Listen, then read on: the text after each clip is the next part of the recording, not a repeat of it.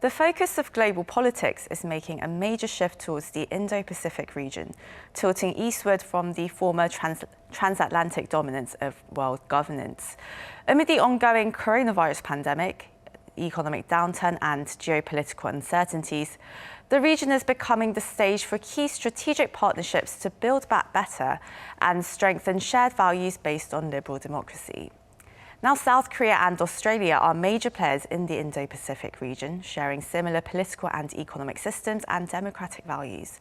They've also been considered solid examples of tackling COVID-19 and fostering international cooperation to overcome the pandemic.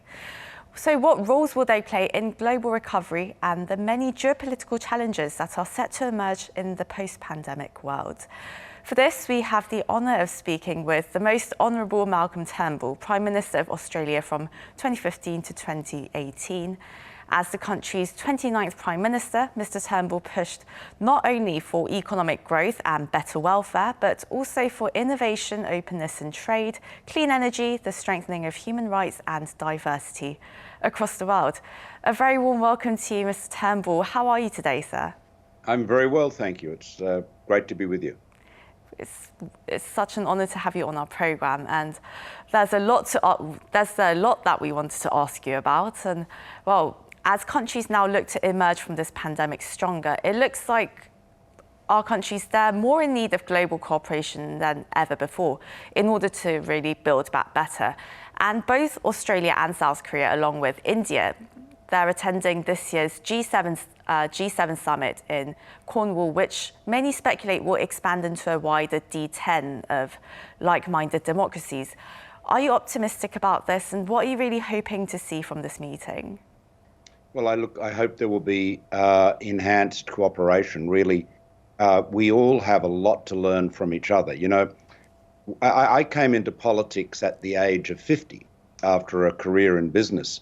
And what struck me about politics and government was how parochial it is. In the business world, you're paying very keen attention to what your competitors are doing all around the world. But all too often, people in government are focused on very local issues and don't pay attention to what is going on outside their borders. The reality is, and we see this with COVID in particular, that everyone is facing more or less the same challenges. And we all have a great deal to learn from each other's experiences, and we can help each other, we can learn from each other. So the more international cooperation there is, the better. You know, it's true in some respects that all politics is local, in the sense that it's your local citizens that vote to get you re-elected. But human experience is global. So we've got to take advantage of that. And as you mentioned, there are numerous global challenges that all countries are going to face. And well, for the last 4 or 5 years, the Trump administration's thoroughly tested the trust and patience of America's allies. And you've obviously experienced this. And as Prime Minister, you really charted Australia's own path to security and stability amid this global leadership vacuum, as many saw it. Do you see a more active and assertive role for middle power countries like Australia and South Korea in really restoring a rule-based multilateral world order? Yes, I absolutely. I think we have to look at the geopolitics of our region not as a series of spokes going into powerful hubs in Washington and Beijing, the imperial capitals, if you like, but rather as more of a mesh. And so my foreign policy, and I set all this out in a speech at Shangri-La a few years ago, was focused on building and strengthening the relations between all of our neighbours in the region. A good example of this is the approach we took to the Trans-Pacific Partnership. Now, when Donald Trump pulled America out of that, just about everybody thought the deal was dead, was all over. Without American leadership, how could it happen? And I didn't agree with that. Neither did New Zealand's PM, John Key. And I set to work to persuade the Prime Minister of Japan, Abe Shinzo, to stick with it. And he was initially a bit skeptical, and then we started to realize that we could have a Trans-Pacific Partnership without the United States. Why did we need the United States as the sole leader in our region. And so you have now a Trans-Pacific Partnership. We called it the TPP-11 and then the CPTPP, but it's the same deal. And of course now there is the option for other countries to join. I hope South Korea can join in due course, but the UK is looking to join. And of course, at some point, I think the United States will rejoin. So that was a good example of building confidence between nations in the region to recognize that while our great and powerful friend in Washington is incredibly important and we want them to remain engaged and present in the region, nonetheless, we can take the lead ourselves. We don't need to always look to the superpowers to take the lead. Well, it looks like the superpower rivalry is going to continue for quite some time with the talks between China and the US being very vitriolic in Alaska when the security officials held talks. And well, in more and more Western nations and also allied nations, the US's allies, they seem to have grown very discontent with the way China is handling human rights and the way they've been handling trade. And you were actually one of the first and very few leaders to stand up to Beijing, and you preemptively banned Huawei 5G, and you really emphasized the need for Asian countries to unite and defend liberal values and international norms. So from your experience of dealing with Beijing, what do you think should be the rules of dealing with China now in balancing cooperation and confrontation? Well, the first thing is that we mustn't let ourselves get into a new Cold War and demonize China and overreact, if you like. I mean, there's a lot of very, very hysterical, belligerent rhetoric coming out of China with this new wolf warrior diplomacy, so-called. I mean, it's actually the antithesis of diplomacy, what they're doing. And of course, from the state-owned media, particularly the Global Times, can be, very ferocious. There's no point in overreacting, right? But we do have to stand our ground. And, we have to stand up for our sovereignty, whether it is in South Korea or Japan or Australia. And that it's our right to do so. And pressure of the kind that South Korea has experienced, commercial trade pressure, or that we're experiencing now, is designed to make other countries compliant. It's just bullying. Now, the problem with bullies, and this applies whether it's in the international arena or in the playground, is that if you give in to them, you just get bullied more.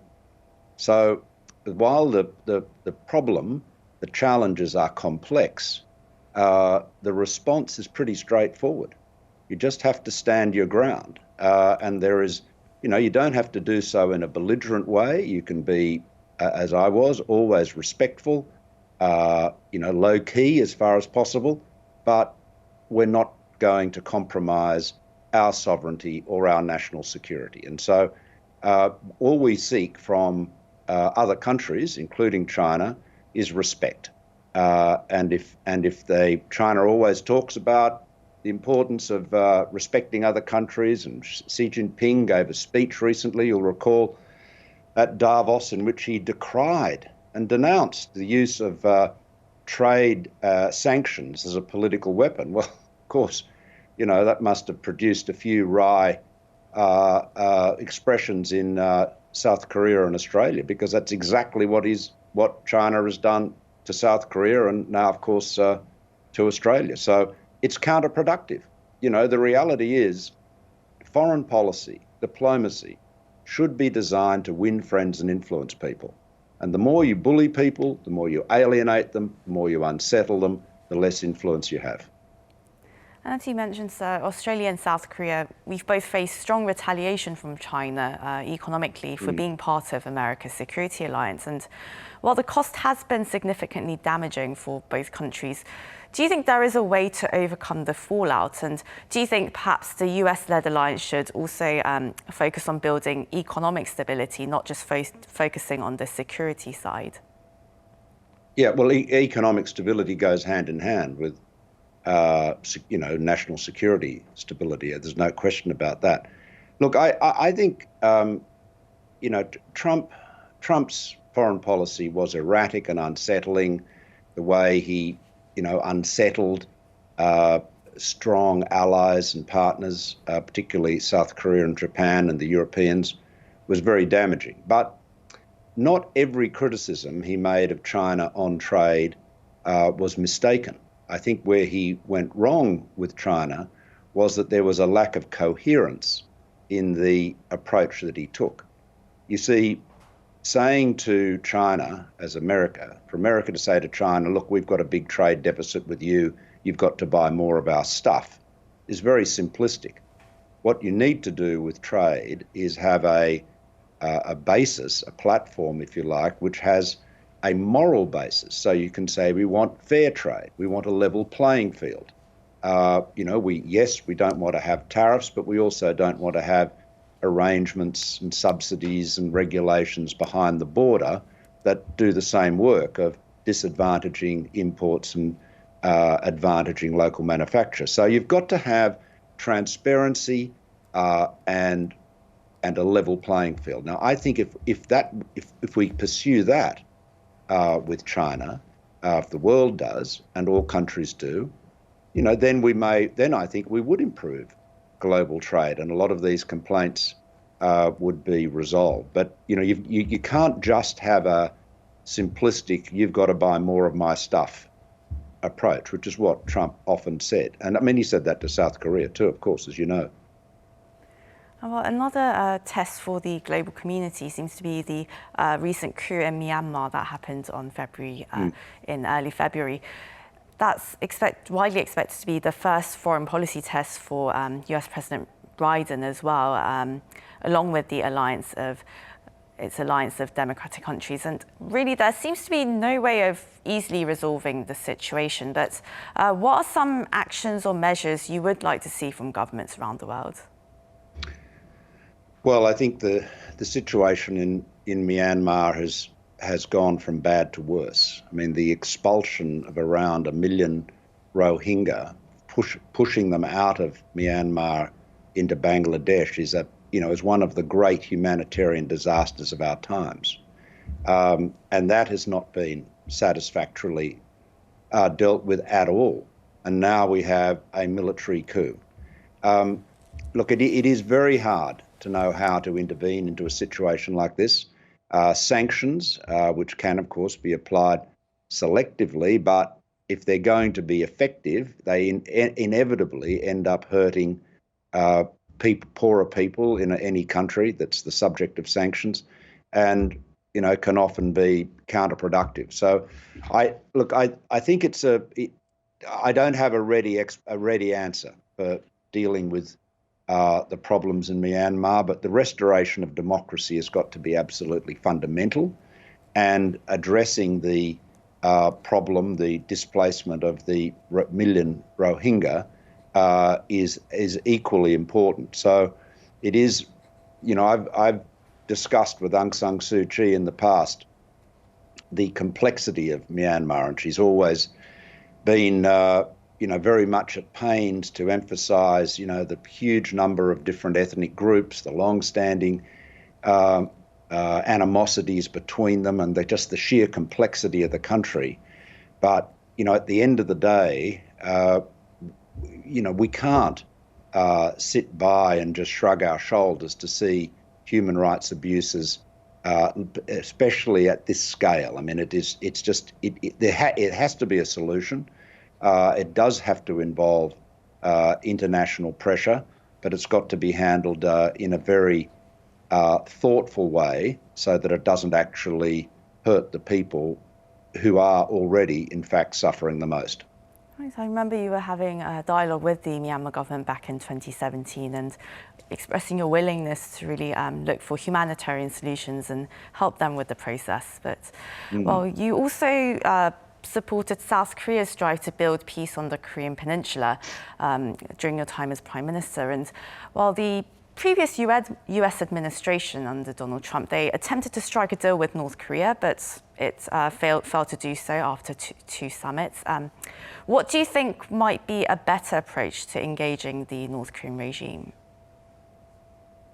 Well, look, I venture into this area with enormous trepidation and humility, because you and your viewers will understand much more about it than I would. But it does seem to me that the key has got to be the economic pressure. China has the biggest lever by far, and while China bristles whenever it's suggested that it is responsible for North Korea, it certainly has the greatest economic leverage, and there's no doubt about that. So maintaining economic sanctions is obviously going to be important.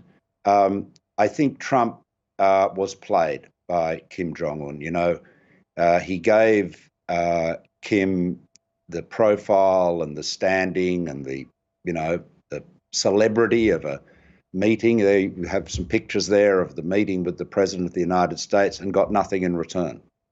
So it's an incredibly difficult road you have to travel there.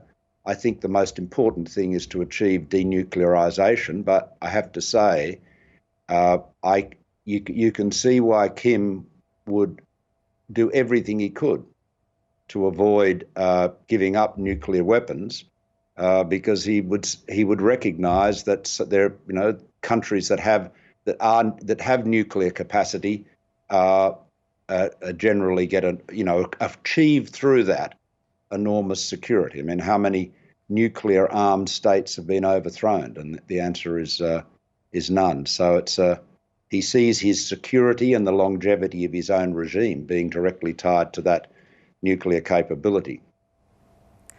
Well, right now Australia is experiencing its worst floods in decades, and us here in South Korea, of course, our hearts really go out to those who have been affected by this. And well, this really demonstrates the significant challenges the world will face beyond the COVID-19 pandemic in terms of climate change and extreme weather events. And back in 2017, you warned that countries need to better prepare for extreme weather events like Cyclone Debbie by investing in improved infrastructure and pursuing clean energy.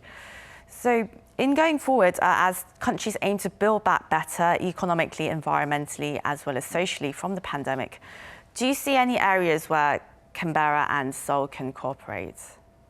Oh yes, I think there's a huge amount of opportunity for Australia and South Korea to collaborate, particularly in the area of hydrogen, green hydrogen in particular. I mean, I'm currently working at the moment, helping Andrew Forrest, the Australian iron ore entrepreneur, the founder of Fortescue Metals Group, who has got a big green hydrogen agenda. I mean, Andrew wants to become the world's leading producer of green hydrogen. I think we all see hydrogen, green hydrogen, that is to say hydrogen that's made with renewable energy, as being one of the keys to the transition to a zero emission energy future. So, I think that the opportunities for cooperation between South Korea and Australia are enormous, and that's just one.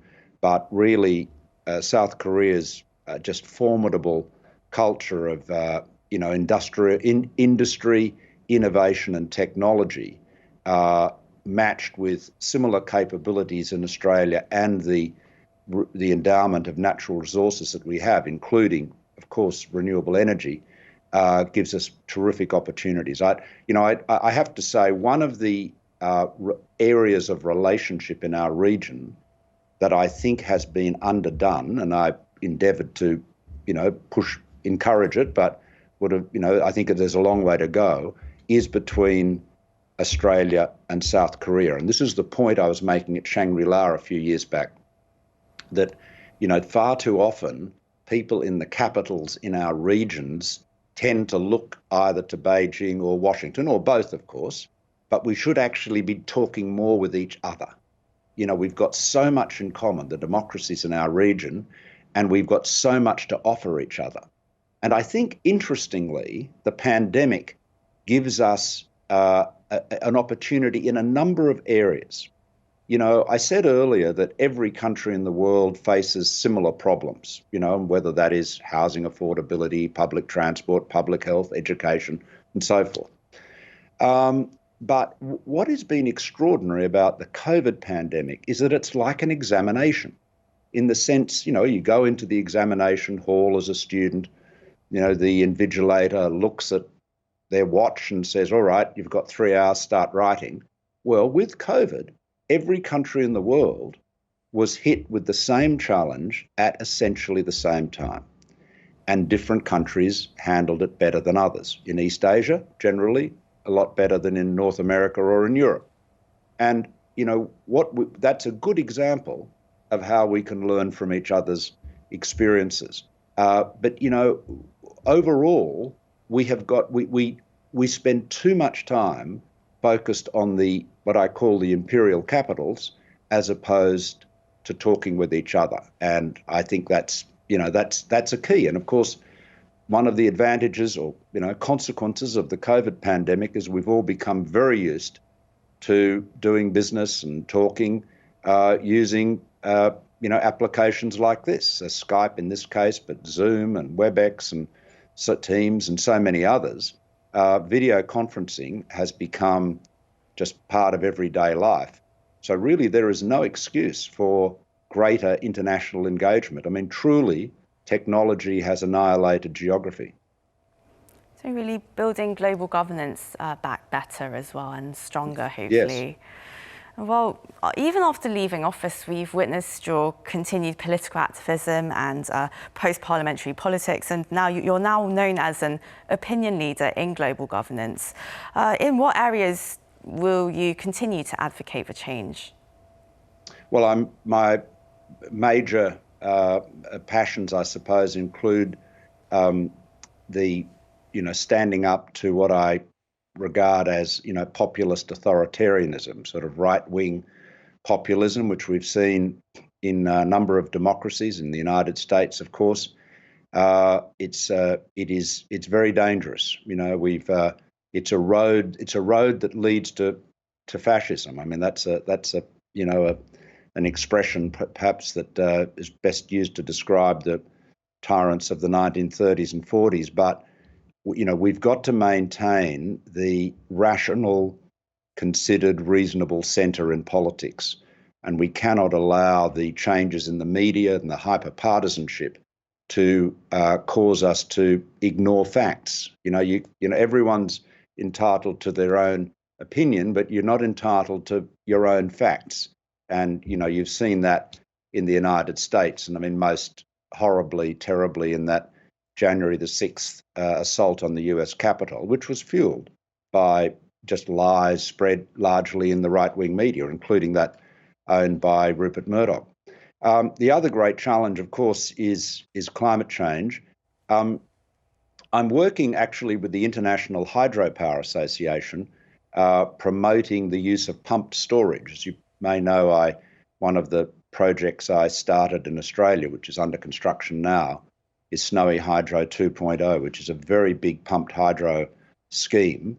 And pumped hydro, you have some of it in South Korea. It's not a new technology, been around over a century, but it basically means you use surplus power, of which we often have an abundance with renewable energy. You know, in the middle of a sunny day, for example, a lot of surplus solar, you use that to pump water uphill, and then when power is in demand, greater demand, the water comes down the hill again and generates electricity. We need to put a lot more of that in place. And again, you know, South Korea has just such a great industrial,